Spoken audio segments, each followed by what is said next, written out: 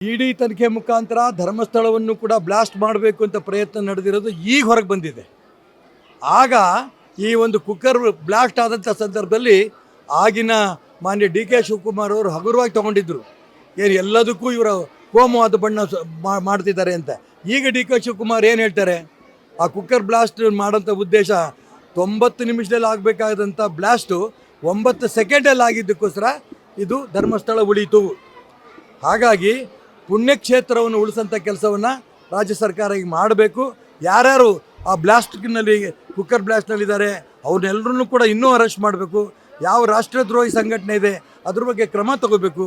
ಈ ರೀತಿ ಅನಾಗಮಿಕ ವ್ಯಕ್ತಿ ಬಗ್ಗೆ ಅರೆಸ್ಟ್ ಮಾಡಿಕೊಂಡು ಕಾನೂನುಬದ್ಧವಾಗಿ ಅವನ ಬಗ್ಗೆ ಕ್ರಮ ತಗೊಂಡು ಪುಣ್ಯಕ್ಷೇತ್ರವನ್ನು ಉಳಿಸೋ ದಿಕ್ಕಿನಲ್ಲಿ ಸರ್ಕಾರ ಪ್ರಯತ್ನ ಮಾಡಬೇಕು. ಇಲ್ಲದಿದ್ದರೆ ಇಡೀ ಹಿಂದೂ ಸಮಾಜ ಈ ಸರ್ಕಾರದ ವಿರುದ್ಧವೂ ಕೂಡ ತಿರುಗಿಬೀಳೋಂಥ ಒಂದು ಸ್ಥಿತಿ ಬರುತ್ತೆ. ನಾನು SIT ಒಂದು ತನಿಖೆ ನಡೆಸ್ತಾ ಇರೋಂಥ ವ್ಯಕ್ತಿಗಳು ಈ ಸಂದರ್ಭದಲ್ಲಿ ಯಾವುದೇ ಮುಲಾಜಿಲ್ದೇ ಪ್ರಾಮಾಣಿಕವಾಗಿ ತನಿಖೆ ಮಾಡ್ತಾರೆ, ಅವ್ರಿಗೆ ಅಭಿನಂದನೆ ಸಲ್ಲಿಸೋಕ್ಕೆ ಇಷ್ಟಪಡ್ತೇನೆ. ಇಡಿ ತನಿಖೆ ಮುಖಾಂತರ ಧರ್ಮಸ್ಥಳವನ್ನು ಕೂಡ ಬ್ಲಾಸ್ಟ್ ಮಾಡಬೇಕು ಅಂತ ಪ್ರಯತ್ನ ನಡೆದಿರೋದು ಈಗ ಹೊರಗೆ ಬಂದಿದೆ. ಆಗ ಈ ಒಂದು ಕುಕ್ಕರ್ ಬ್ಲಾಸ್ಟ್ ಆದಂಥ ಸಂದರ್ಭದಲ್ಲಿ ಆಗಿನ ಮಾನ್ಯ ಡಿ ಕೆ ಶಿವಕುಮಾರ್ ಅವರು ಹಗುರವಾಗಿ ತಗೊಂಡಿದ್ದರು. ಏನು ಎಲ್ಲದಕ್ಕೂ ಇವರ ಕೋಮುವಾದ ಬಣ್ಣ ಮಾಡ್ತಿದ್ದಾರೆ ಅಂತ. ಈಗ ಡಿ ಕೆ ಶಿವಕುಮಾರ್ ಏನು ಹೇಳ್ತಾರೆ, ಆ ಕುಕ್ಕರ್ ಬ್ಲಾಸ್ಟ್ ಮಾಡೋಂಥ ಉದ್ದೇಶ 90 ನಿಮಿಷದಲ್ಲಿ ಆಗಬೇಕಾದಂಥ ಬ್ಲಾಸ್ಟು 9 ಸೆಕೆಂಡಲ್ಲಿ ಆಗಿದ್ದಕ್ಕೋಸ್ಕರ ಇದು ಧರ್ಮಸ್ಥಳ ಉಳಿಯಿತು.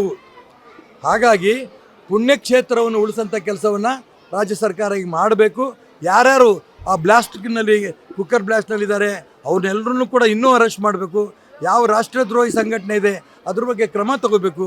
ಈ ರೀತಿ ಅನಾಗಮಿಕ ವ್ಯಕ್ತಿ ಬಗ್ಗೆ ಅರೆಸ್ಟ್ ಮಾಡಿಕೊಂಡು ಕಾನೂನುಬದ್ಧವಾಗಿ ಅವನ ಬಗ್ಗೆ ಕ್ರಮ ತಗೊಂಡು ಪುಣ್ಯಕ್ಷೇತ್ರವನ್ನು ಉಳಿಸೋ ದಿಕ್ಕಿನಲ್ಲಿ ಸರ್ಕಾರ ಪ್ರಯತ್ನ ಮಾಡಬೇಕು. ಇಲ್ಲದಿದ್ದರೆ ಇಡೀ ಹಿಂದೂ ಸಮಾಜ ಈ ಸರ್ಕಾರದ ವಿರುದ್ಧವೂ ಕೂಡ ತಿರುಗಿಬೀಳೋಂಥ ಒಂದು ಸ್ಥಿತಿ ಬರುತ್ತೆ.